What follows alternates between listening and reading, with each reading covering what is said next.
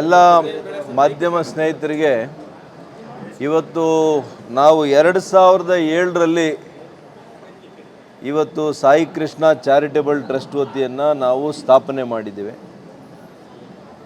ಅದೇ ರೀತಿ ಡಾಕ್ಟರ್ ಸುಧಾಕರ್ ಫೌಂಡೇಶನನ್ನು ಕೂಡ 2 ಫೌಂಡೇಶನ್ಗಳು ಇದೆ. ಪ್ರಾರಂಭದಿಂದಲೂ ಕೂಡ ನಾನು ಚಿಕ್ಕಬಳ್ಳಾಪುರ ವಿಧಾನಸಭಾ ಕ್ಷೇತ್ರದಲ್ಲಿ ನನ್ನ ಜನ್ಮಸ್ಥಳ, ಹಾಗಾಗಿ ನನ್ನ ಜನ್ಮಸ್ಥಳದಲ್ಲಿ ಇವತ್ತು ಶಿಕ್ಷಣ ಆರೋಗ್ಯ ಕ್ಷೇತ್ರಕ್ಕೆ ಹೆಚ್ಚಿನ ಒತ್ತು ಕೊಡಬೇಕು ಅಂತೇಳಿ ನಾನು ರಾಜಕಾರಣಕ್ಕೆ ಪಾದಾರ್ಪಣೆ ಮಾಡೋಕ್ಕೆ ಮುಂಚೆಯಿಂದನೇ ಸಾಮಾಜಿಕ ಸೇವೆಯನ್ನು ಸಮಾಜ ಸೇವೆಯನ್ನು ಮಾಡ್ಕೊಂಡು ಹೋಗೋದ್ರ ಮೂಲಕ ಅದರಲ್ಲಿ ಶಿಕ್ಷಣ ಕ್ಷೇತ್ರ ಪ್ರಮುಖವಾಗಿರುವಂಥದ್ದು. ಇಡೀ ರಾಜ್ಯದಲ್ಲಿ ದೇಶದಲ್ಲಿ ಯಾರೂ ಕೂಡ ಉಚಿತ ಬಸ್ ಪಾಸ್ಗಳನ್ನು ಕೊಡೋ ಆಲೋಚನೆ ಇರಲಿಲ್ಲ. ಆಗಲೇ ನಾವು ಎಲ್ಲ ವಿದ್ಯಾರ್ಥಿಗಳಿಗೆ ನೀವು ಗಮನಿಸಬೇಕಾಗಿರುವಂಥದ್ದು, ನನ್ನ ಎಲ್ಲ ಕಾರ್ಯಕ್ರಮಗಳು ಕೂಡ ಎಲ್ಲ ಧರ್ಮಗಳಿಗೆ ಸೇರಿರುವಂಥದ್ದು, ಎಲ್ಲ ಜಾತಿ ವರ್ಗದವರಿಗೆ ಸೇರಿರುವಂಥದ್ದು ಮತ್ತು ಆರ್ಥಿಕವಾಗಿ ಕೂಡ ಎಲ್ಲ ವರ್ಗಗಳಿಗೂ ಕೂಡ ಕೊಟ್ಟಿದ್ದೀವಿ. ಅದರಲ್ಲಿ ಕೂಡ ನಾವು ತಾರತಮ್ಯ ಎಂದೂ ಕೂಡ ನಾನು ಮಾಡಿಲ್ಲ. ಅದು ರಾಜಕಾರಣಕ್ಕೆ ಬರೋಕ್ಕಿಂತ ಮುಂಚೆಯಿಂದ ಕೂಡ ಶಾಸಕನಾದ ಮೇಲೆ ಶಾಸಕನಾಗಿ, ಸಚಿವನಾಗಿ, ಸಂಸದರಾಗಿ ಕೂಡ ಇದನ್ನೇ ನಾನು ಮುಂದುವರಿಸ್ಕೊಂಡು ಬಂದಿದ್ದೀನಿ. ಯಾವ ವ್ಯಕ್ತಿಗಳು ನನಗೆ ಮತ ಕೊಟ್ಟಿದ್ದಾರೆ ಇಲ್ಲ ಅನ್ನೋದು ಕೂಡ ನಾವು ನೋಡಿಲ್ಲ.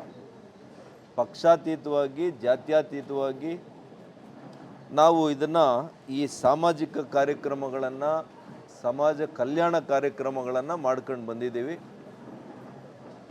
ಬಸ್ ಪಾಸ್ಗಳು, ನೋಟ್ ಪುಸ್ತಕಗಳು ಸಾವಿರಾರು ವಿದ್ಯಾರ್ಥಿಗಳಿಗೆ ಕೊಟ್ಟಿದ್ದೀವಿ.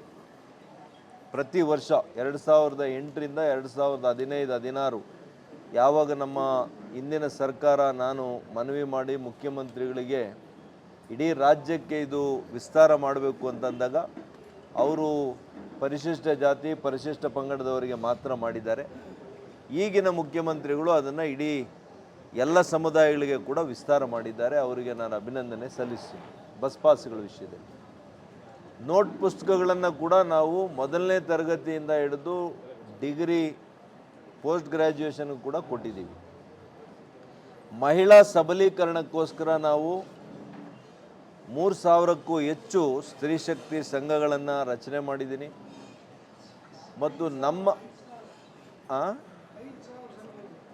ಅಲ್ಲ, ಇಡೀ ಜಿಲ್ಲೆಯಲ್ಲಿ, ಅದು ನಮ್ಮ ಕ್ಷೇತ್ರದಲ್ಲಿ ನಾನು ಹೇಳೋದು 3000 ಸಂಘಗಳು ಮತ್ತು ಒಟ್ಟು 300 ಕೋಟಿ ರೂಪಾಯಿಗಳನ್ನು ಬಡ್ಡಿ ರಹಿತ ಸಾಲವನ್ನಾಗಿ ಇವತ್ತು ನಮ್ಮ ಕ್ಷೇತ್ರದಲ್ಲಿ, ನಮ್ಮ ಕಾಲದಲ್ಲಿ ನಾವು ಮಾಡಿದ್ದೀವಿ.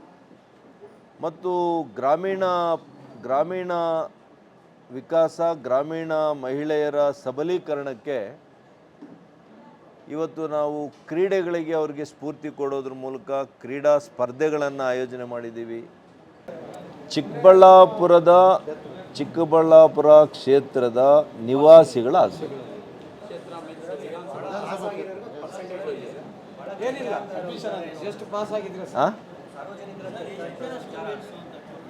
ಅಣ್ಣ,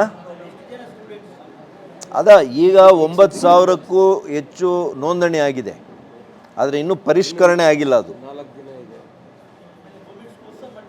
ಎಲ್ಲರೂ ಸೇರ್ಬೋದು. ಇದಕ್ಕೇನು ಯಾವುದು ನಿಬಂಧನೆಗಳೇನೂ ಇಲ್ಲ, ಯಾವ ನಿಬಂಧನೆಗಳಿಲ್ಲ. ಗೌರ್ಮೆಂಟು ಆಗ್ಬೋದು, ಏಡೆಡ್ ಆಗ್ಬೋದು. 20ನೇ ತಾರೀಕು ಕೊನೆ ದಿನಾಂಕ.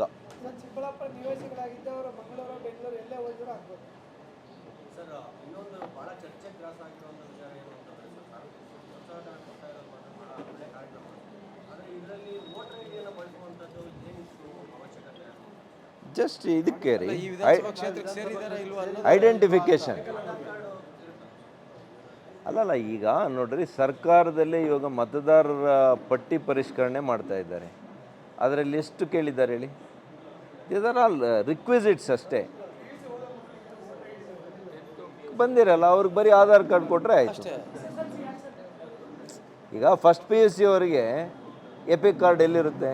16 ವರ್ಷದವ್ರಿಗಿರಲ್ಲ, 17 ವರ್ಷದವ್ರಿಗಿರಲ್ಲ. ಅವ್ರಿಗೆ ಬರೀ ಆಧಾರ್ ಕಾರ್ಡೇ ಬರೋದು.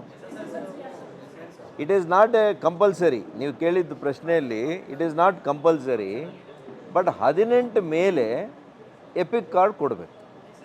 ನಿಮಗೆ 2 ವರ್ಷದವ್ರಿಗೆ ಇಲ್ಲೇ ಇಲ್ವಲ್ಲ, ಓನ್ಲಿ ಹೈಯರ್ ಎಜುಕೇಷನ್ ಅವ್ರಿಗೆ ಕೊಡಬೇಕು ಅಂತ. 10 ಮುಗಿಸ್ಬೇಕು ಅನ್ನೋದು ಒಂದು ಅಷ್ಟೇ, ಇನ್ನೇನಿಲ್ಲ, ಕೊಡಬಾರ್ದಂತೇನಿಲ್ಲ.